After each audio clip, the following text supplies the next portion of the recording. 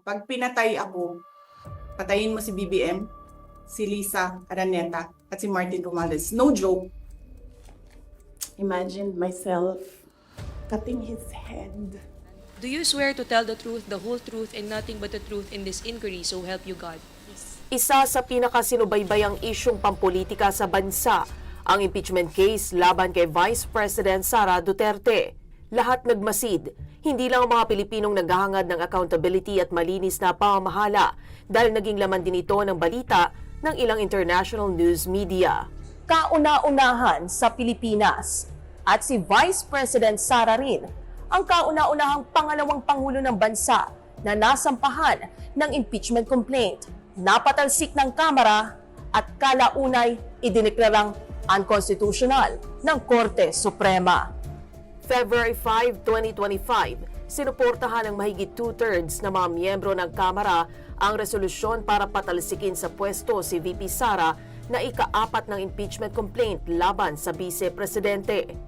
Kabilang sa pinakamabibigat na alegasyong naging batayan ng reklamo ay ang maanumalyang paggasta sa pondo ng DepEd sa confidential funds ng OVP at pakikipagsabwatan para ipapatay sina Pangulong Bongbong Marcos, First Lady Liza Araneta Marcos at dating Speaker Martin Romualdez.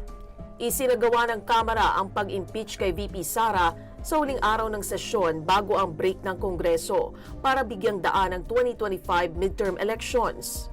Noon ding araw na iyon, isinumite ng Kamara ang Articles of Impeachment sa Senado pero dahil wala ng panahon ang mataas na kapulungan, nag-adjourn ito nang hindi natalakay ang reklamo sa plenaryo. Inulan naman ang magkakahiwalay na petisyon ng Korte Suprema. Nais na mga pabor sa impeachment na atasan ng SC ang Senado na mag-convene na bilang impeachment court at simulan na ang paglilitis sa reklamo. Habang naghain naman ang petisyon ang kampo ng BISEP para questionin ang bisa at constitutionality ng impeachment complaint. Naging masalimuot pa nga ang debate tungkol sa salitang forthwith. June 10, nag-convene ang Senado bilang impeachment court at nanumpa ang mga mambabatas bilang mga senator judges. Dito ay nagtangka si Senator Bato de la Rosa na harangin at ipahinto ang impeachment proceedings. Palitan ito ng pinagtibay na mosyon ni Senator Alan Peter Cayetano na i-remand o ibalik sa Kamara ang Articles of Impeachment. Babalik to sa House of Representatives. Hihingin natin ngayon na isa-certify nila na hindi nila violate yung one impeachment per year. Hindi pa man gaanong umuusad sa Senado, idineklara na itong unconstitutional ng Korte Suprema dahil sa paglabag sa one-year bar rule.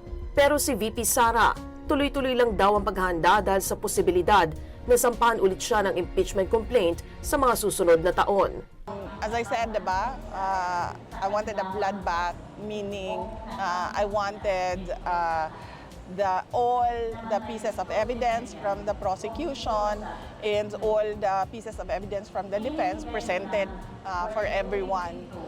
But unfortunately, wala na siya sa pagkakaroon.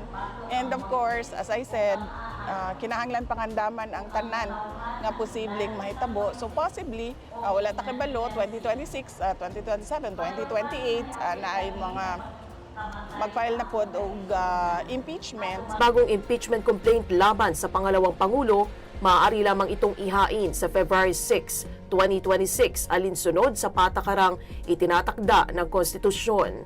Samantala, 4 na motion for reconsideration ang naihain sa Korte Suprema para baligtarin ang desisyon nito sa impeachment complaint. Habang hinihintay ang desisyon ng SC, nagpasya ang Senado na i-archive muna ang impeachment case. Please, let us allow and give chance to the Supreme Court to rectify its decision, which contains clear and blatant errors. For their sake and for the sake of future proceedings, let us not dismiss forthwith. If the Supreme Court reverses itself, however possible or impossible that may be, then we will entertain a motion to bring it out of the archives. Bring it out of the archives and act accordingly again in obedience to the Supreme Court decision. Bagamat sandaling nawala ang ingay sa usapin ng pagpapatalsik kay VP Duterte, Pinagharap naman siya sa inciting to sedition at grave threat charges dahil sa umano'y pagbabanta niya sa buhay ni PBBM, ng First Lady at ni Romualdez. Ang tanong ng taong bayan, patay na nga ba ang usapin ng impeachment case laban kay VP Sara? O papunta pa lamang tayo sa exciting part? Kasama mo sa RMN Manila para sa RMN News Year-End Report, Radyoman Conde Batak, Tatak, RMN.